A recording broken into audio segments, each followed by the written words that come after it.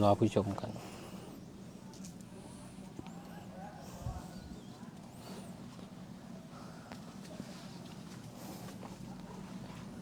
ตัวจะเพ่งแล้วท็อปสัญญาณเนี่ยผมมีได้ให้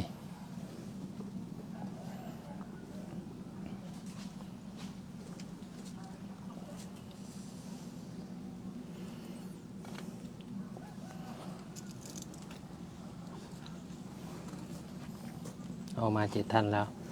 สวัสดีครับสวัสดีครับสวัสดีครับวันนี้จะพามาพูดคุยกับพี่หมู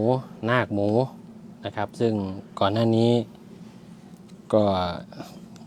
จะมาบวชที่วัดป่าบ่อน้ำพระอินทร์นะครับแล้วก็ได้ยินเล่าให้ท่านหลวงตาฟังนะครับท่านหลวงตาเจอท่านหลวงตาก็ถามเลยเข้ามาแล้วกี่ครั้ง ตาถามสวัสดีครับพี่หมูสวัสดีครับครับแนะนำตัวหน่อยครับพี่ครับสวัสดีครับผมชื่ออาทิเทพแสงอุไรครับชื่อเล่นชื่อหมูครับเป็นคนที่ไหนครับพี่ผมเป็นคนกรุงเทพครับแล้วก็ตอนนี้ก็คือมาเข้านาคเนาะครับแล้วก็อยากจะสอบถามประวัติหน่อยเอาหลักๆเลยครับอยากถามเรื่องความเป็นมาเป็นไปก่อนที่จะมาตั้งใจบวชแล้วกันก็คือเห็นพูดคุยกับท่านหลวงตาเรื่องว่าแบบเข้าเรือนจำเนี่ยเป็นว่าเล่นนะครับครับอยากจะให้เล่าเป็นธรรมทานเป็นวิทยาทานหน่อยครับชีวิตยังไงถึงได้ไปอย่างนั้นนะครับเขาก็ตอนวัยรุ่นผมก็ไปติดยาครับแล้วก็โดนจับตั้งแต่อายุ17ครับโดนจับอายุ17ไปบ้านเมตตาปล่อยมาได้เดือนกับ11 วันผมก็โดนจับอีกครับไม่เลิก ออกไปติดยาอีกครับครับแล้วมีทำคดีอะไรบ้างนอกจากยาเสพติดมีคดียาแล้วก็พยายามปล้นครับพยายามปล้นเอาทรัพย์สินเขานี่เหรอครับแต่ยังปล้นไม่สำเร็จตำรวจมาก่อนครับอ๋อครับก็ถือว่าโชคโชนเข้ามาทั้งหมดหลักๆแล้วกี่ครั้งครับก็โดนจับก็10 ครั้งครับ10 ครั้งติดสอนอครั้งแรกติดสอนอแล้วก็ปล่อยครั้งที่2ก็โดนจับอีกก็ส่งเมตตาครั้งที่3ก็ส่งกรุณาครับอ๋อคือตอนนั้นอายุยังเป็นเยาวชนอยู่ครับแล้วพอผ่านช่วงนั้นมาอีกก็พอเป็นผู้ใหญ่อีกก็โดนอีกครับทีนี้ต้องได้เข้าเรือนจำใช่ไหมครับไปเป็นยังไงบ้างครับชีวิตอยู่ในนั้นอยู่ก็ลำบากครับถ้าเขาบอกว่าแต่ก่อนผู้ใหญ่เขาชอบพูดว่ากูอาบน้ำร้อนมาก่อนมึงรู้เลยครับถ้าเข้าบางบอนแต่ก่อนน้ำร้อนเป็นยังไงเลยครับใช่ไหมครับครับมันชีวิตข้างในนี่มันคือมันสุดที่จะบรรยายใช่ไหมใช่ครับก็แล้วตอนนั้นทำไมเราถึงแบบเข้าออกเรื่อยๆทำไมเราเข้าไปแล้วกลับมาเราถึงยังได้เข้าไปอีกครับก็ช่วงนั้นกำลังสนุกอยู่ครับคิดว่าที่เราแบบยังอายุยังเป็นวัยรุ่นอยู่ครับเราก็อยากสนุกอยากจะเฮฮาอยากก็เลยแบบก็ยังเอาง่ายๆก็คือยังห้าวอยู่ตอนนั้นยังห้าวอยู่ครับว่าไงครับก็ยังพอเราออกมานี่ก็ยังใช้ชีวิตเหมือนเดิมครับทั้งแบบขออภัยแบบยังเกเรอยู่เอางี้ครับออกมาก็ยาก็ยังเสพอยู่ครับแล้วก็จี้ปล้นล่ะปล้นตอนนั้นปีที่ปล้นประมาณปี47ครับปี47ครับอ๋อแต่ว่าหลักๆนี่จะเป็นยาเป็นส่วนใหญ่ยาครับอ๋อครับยาขออภัยยาอะไรครับติดตอนนั้นยาบ้าครับยาบ้าเป็นหลักยาบ้ากับยาไอครับโอ้โหช่วงปี47นี่ระบาดหนักเลยนะใช่ไหมครับ45แผ่วนิดนึง42 43 44นี่กำลังแรง45นี่ช่วงกำลังปราบทักษิณครับใช่แล้วพอปราบไปช่วงนั้นก็ผมก็หยุดครับหยุดมันก็มาโดนปล้นมาครั้งนี้มาปล้นมาเกเรมาปล้นมาอะไรแล้วก็พอปล่อยจากปล้นมาก็มาโดนยาครับอ๋อพอช่วงที่เขาปราบยาเราก็ไปปล้นแทนครับปล้นแทนก็เข้าไปอีกครับขออภัยตรงนี้อายุเท่าไหร่เลยครับอายุ38ครับเกิด2527ไหม27ครับโอ้เท่ากันกับผมเลยเท่ากันคือช่วงนั้นผมรู้ไงพศไหนอะไรระบาดไม่ระบาดผมรู้ใช่เป็นรุ่นเดียวกันต้องขอไปแล้วทีนี้ตอนนี้38ก็แล้วช่วงก่อนที่จะมาที่วัดป่าบ่อน้ำพระอินทร์เนี่ย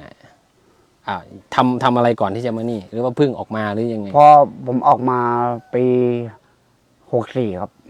ล่าสุดเลยที่ไม่ได้เข้าไปอีกนะครับ ปล่อยออกมาปี64แล้วผมมาติดยา กลับมาติดยาอีกครั้นี้ผมก็คิดไปคิดมาแบบสักวันกูจะไม่เหลือใครแล้วก็ไม่เหลือจริงๆบ้านก็ไม่มีแม่ก็ต้องไปอยู่กับพี่ชายพี่ก็ย้ายไปอยู่กันที่อื่นระเหินครับผมก็เลยตัดสินใจมาถือศีลที่วัดท่าเสด็จกาญจนบุรีครับ อ๋อก็คือตอนนั้นแบบเราแบบเริ่มแยกครอบครัวอะไรอย่างนี้ ครับ ไม่ได้อยู่ด้วยกันละ ครับผม ไปเริ่มถือศีลก่อน ถือศีลครับ อยู่ที่วัดไหนนะครับ วัดท่าเสด็จครับอำเภอด่านมะขามเตี้ย จังหวัด ตำบล ไห จ น ระเข้เผือกกาญจนบุรีครับ อ๋ออยู่การ ครับ ปี ปีเนี้ยครับ 64เอาปีนี้ครับ ผมเพิ่งมาอยู่ไปถือศีลได้3 เดือนครับ 3 เดือนหลังจากที่เราก็ใช้ชีวิตแบบนั้นอยู่ ก็อยู่ในศีลเสร็จแล้วผมก็ขอมานี่เลยครับ อ๋อขอมานี่แล้วยังไงถึงได้รู้จักที่นี่ครับวัดป่าบ่อน้ำพระอินทร์ มีพระอาจารย์ท่านหนึ่งเขาบอกมาครับให้ผมติดตาม ให้ไปฟังเทศน์หลวงตาครับ อ๋อหมายถึงอยู่ที่กาญจนบุรี ครับ ท่านระพีพจน์พระอาจารย์ระพีพจน์เขมโกครับ อ๋อท่านอยู่วัดอะไรนะครับ วัดท่าเสด็จครับเขาท่านเคยมาหาหลวงตาที่นี่มาอยู่กับหลวงตา15 วันครับ แล้วท่านก็กลับวัด อ๋อชื่อพอจะทราบชื่อเล่นท่านไหมครับ และพระอาจารย์ก้องครับหลวงพี่ก้องครับ พระอาจารย์ก้อง ครับ คุณไหมคุณอยู่เนาะคุณ พระระพีพจน์พระอาจารย์ระพีพจน์เขมโกครับ อ๋อท่านก็เลยแนะนำให้ฟังเทศน์ทางไลฟ์สดทางอะไรอย่างงี้ ครับ ทีนี้ยังไงเราฟังแล้วเราตัดอยากบวชใช่ไหม อยาก ที บ นี้ วชครับ เพราะหลวงตาก็บอกมาแค่ใจครับ ไม่ต้องมีอะไรมาครับ แล้วช่วงนั้นผมก็ไม่มีตังค์ไม่มีอะไรด้วยครับ ครับ ผมก็อยากจะบวชผมไปบวชธรรมกายเขารับเงื่อนไขตอนนี้เขาบอกเงื่อนไขเขาบอกว่า ไม่เสพยา ไม่กินเหล้าไม่สูบบุหรี่ แต่ยาผมก็ไม่ได้เสพแล้วเหล้าผมก็ไม่ได้กินแล้วบุหรี่ผมก็กำลังจะลด ผมก็ลดได้ครับ แต่พอไปถึงปุ๊บเขาก็ไม่บวชไม่ได้ครับเพราะลายขึ้นหน้าครับ มีลายขึ้นหน้า โอ้ ปุ๊บผมก็เลยดิ่งมานี่เลยครับ ผมไม่ได้ย้อนกลับไปวัดท่าเสด็จครับ ครับ หลวงพี่เขาบอกให้ไปตั้งหลักที่วัดท่าเสด็จครับ แต่ผมบอกผมอยากจะมาบวชผมเดินหน้าแล้ว ผมก็ไม่ย้อนกลับไปแล้ว ผมก็เลยเดินขึ้นมา คือเรา เดินห ไม่ น้าขึ้น เรา มานี่ค เรา รับ ไม่กลับไปตั้งหลักเรามานี่เลย มานี่เลยครับ อ๋อก็คือเขาบอกว่ามีลายก็เลยไม่ให้ ครับ ลายที่หน้าลายที่หัว อ๋อ แต่ตรวจเยี่ยวไม่เจออะไรไม่เจอหมดแล้วครับ อ๋อโอ้สาธุครับ ก็ไม่เป็นไรมันก็แล้วแต่เงื่อนไขของแต่ละที่แล้วกัน ครับ แต่ทีนี้พอมาเจอท่านหลวงตาแล้วตอนนั้นตอนมายังไม่เจอใช่ไหมท่านหลวงตาไปกินนิมนต์เนาะ ไปหลวงตากลับมาประมาณตอนเย็นครับ แล้วก็มาตอนเช้าเหรอ ผมมาตอนเช้าครับ โอ้ยโชคดีมาก โชคดีมากที่ได้เจอหลวงตา ครับ แล้วพูดคุยยังไงบ้างครับกับท่านหลวงตาวันนั้น หลวงตาเขาถามว่าติดคุกมากี่รอบแล้วผมก็ เจอบ ก ถามเลยใช่ไหม ครับ ผมก็บอกว่า10 รอบครับแล้วเขาก็บอกว่า เคยติดที่นนท์ไหม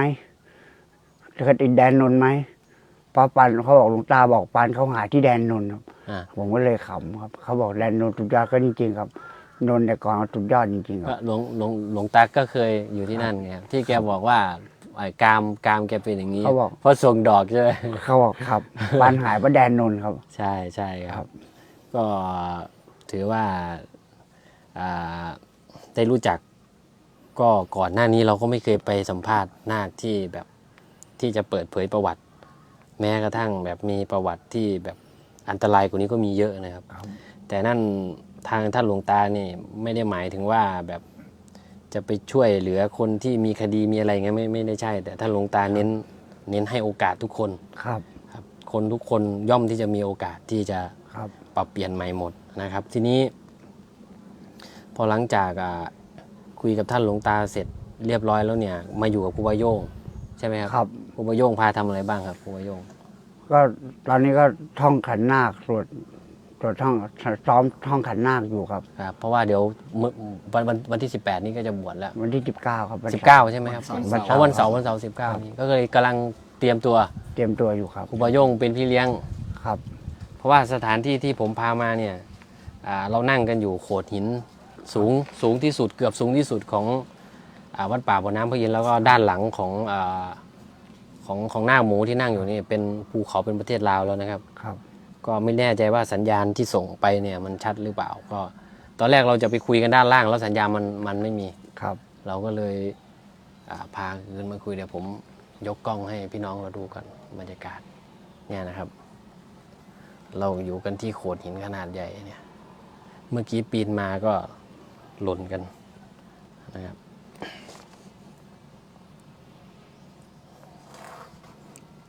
ก็เป็นยังไงบ้างครับความรู้สึกหลังจากที่เดินทางมาถึงวัดป่าบ่อน้ำพระอินทร์ครั้งแรกเลยเป็นยังไง มาถึงที่นี่ผมก็ยิ้มเลยครับ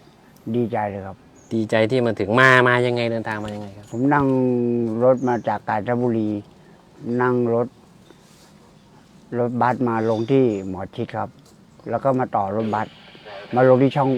มาต่อรถบัสมาลงที่อุบลช่องแม็ก ครับ แล้วก็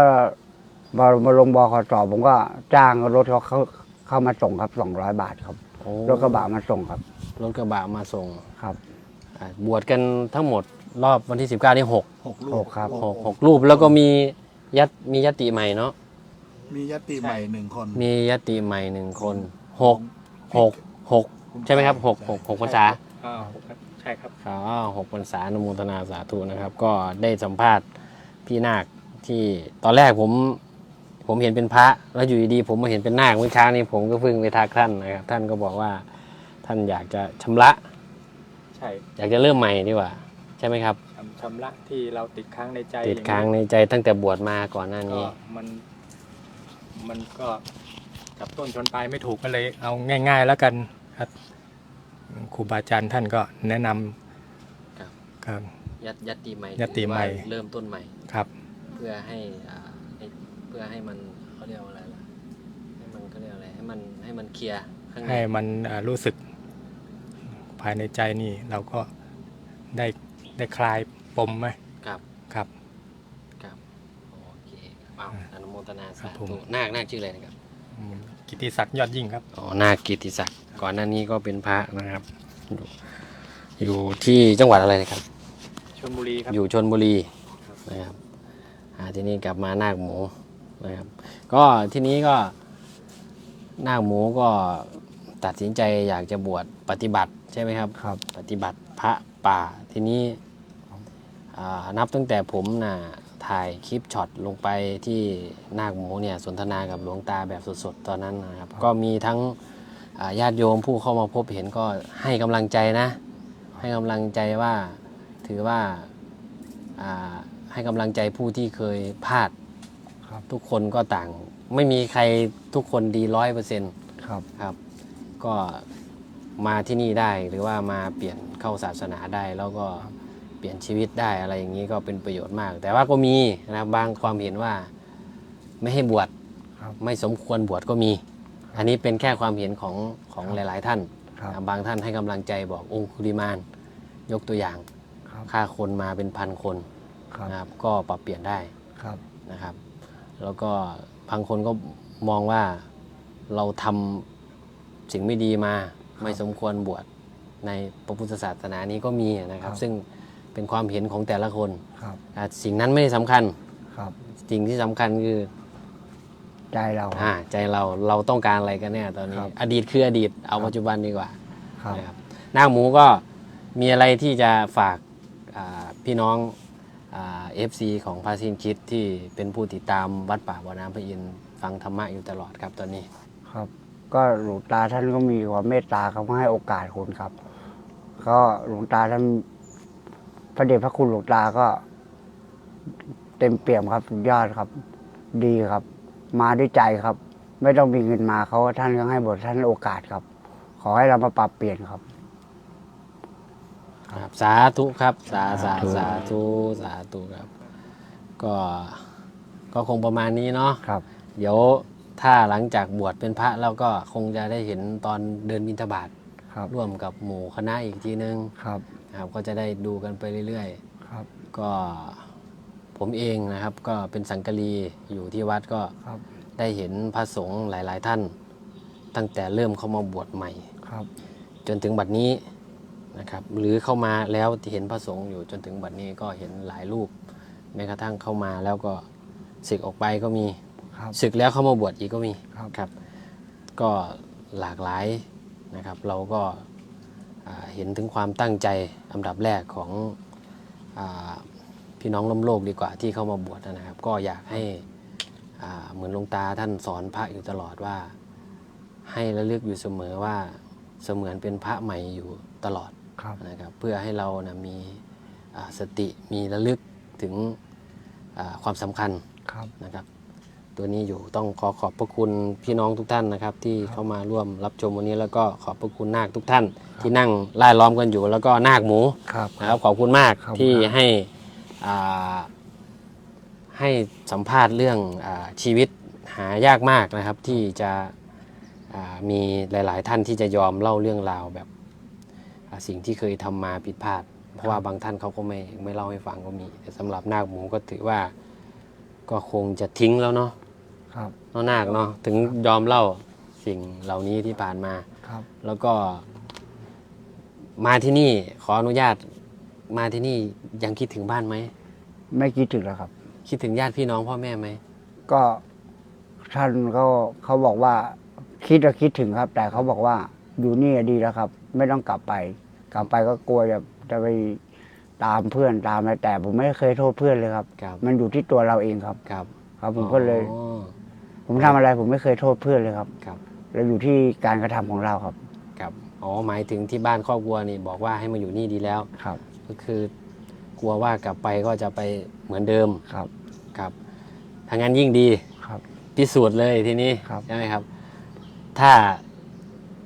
เป็นไปได้เนี่ยเดี๋ยวที่บ้านจะมาหาแน่นอน เราต้องพิสูจน์ตัวเอง ครับ ผมก็ขออนุโมทนาสาธุด้วยกับนาคหมูครับนาค ครับ ทุกท่านขอบพระคุณมากครับ แล้วก็สวัสดีทุกท่านที่เข้ามาติดตามรับชมนะครับสวัสดีครับสวัสดีครับ